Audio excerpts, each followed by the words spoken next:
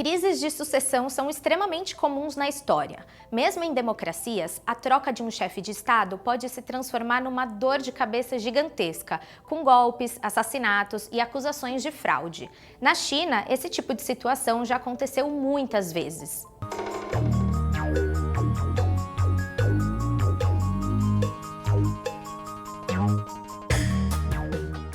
Em 2000 anos de história, a China foi governada por 282 imperadores que lideraram 49 dinastias. Na média, cada dinastia durou 70 anos. Quase metade desses imperadores teve um fim trágico. Foram assassinados, derrubados por rivais, obrigados a abdicar ou levados ao suicídio.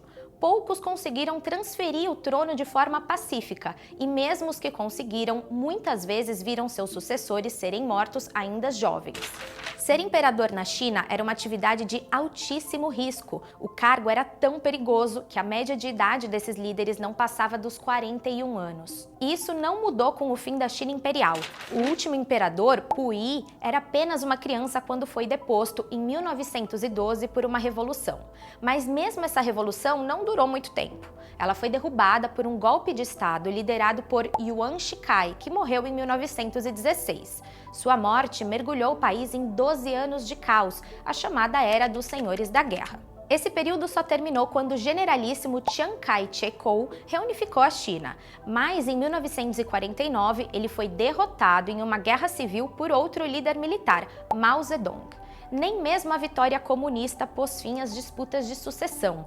Mao tentou preparar um sucessor, Lin Biao, que morreu em 1971 em um acidente aéreo pra lá de misterioso, supostamente enquanto fugia depois de um golpe fracassado contra o próprio Mao.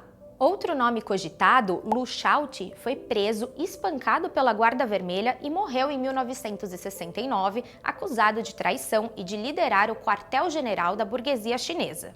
Após a morte de Mao, em 1976, o país viveu uma nova disputa pelo poder entre a chamada Gangue dos Quatro, liderada por sua viúva, e as lideranças do Partido Comunista. A gangue foi presa e Madame Mao se suicidou na prisão em 1991. Quem acabou sucedendo o trono foi Hua Guofeng, mas ele logo foi afastado por Deng Xiaoping, que também havia sido vítima de expurgos durante a Revolução Cultural, acusado de ideias burguesas. Mesmo os líderes escolhidos por Deng acabaram perseguidos pelo Partido Comunista Chinês, condenados pelo crime de apologia ao liberalismo. O afastamento deles provocou uma onda de protestos em 1989, que terminou no trágico massacre da Praça da Paz Celestial. Para tentar romper esse ciclo de instabilidade, Deng estabeleceu um limite de 2 mandatos de 5 anos para a liderança suprema do país. Durante algum tempo, a estratégia funcionou. 1992, 2002 e em 2012 o cargo passou para Xi Jinping, mantendo o ritmo de uma transição a cada 10 anos. Pelo rito estabelecido, Xi deveria ter deixado o poder em 2022. Acontece que 4 anos antes ele alterou a Constituição para permanecer no poder indefinidamente. E foi aí que a história chinesa ganhou um novo capítulo. É importante entender que na China o cargo mais poderoso não é o de presidente, é o de secretário-geral do Partido Comunista. Mas desde 1992, o líder máximo acumula essas duas funções. Outro detalhe, o povo chinês não vota nesse líder, ele é escolhido nos bastidores, anos antes de assumir. Xi, por exemplo, começou a ser preparado em 2007, 5 anos antes de sua posse. Mas e hoje, quem está sendo preparado para substituí-lo? A verdade é que ninguém sabe e talvez ninguém esteja sendo preparado.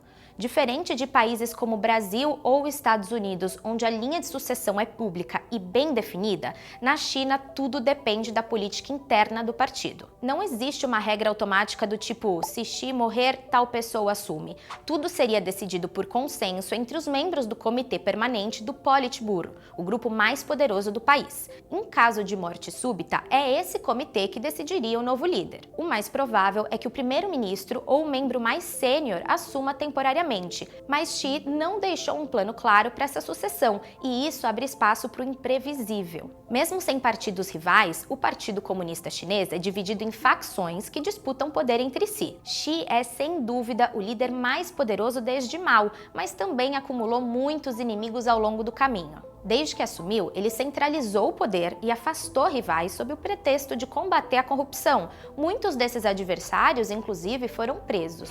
2 cientistas políticos americanos fizeram um levantamento interessante. 7% dos líderes democráticos acabam presos, mortos ou exilados no primeiro ano fora do cargo. Nas ditaduras, esse número salta para 41%, e se o líder for derrubado por um rival, o índice dispara para 73%. Se Xi morrer sem um sucessor definido, o partido pode mergulhar em uma crise grave. E mais uma vez, a maior ameaça à estabilidade da China não viria de uma guerra externa, mas sim de dentro, com uma luta interna por sucessão. Neste momento, ninguém parece saber ao certo o que Xi Jinping planeja ou se o partido tem estrutura para sobreviver sem traumas a mais uma disputa de poder. A morte de Xi não afetaria apenas a China, mas poderia bagunçar o destino do mundo inteiro.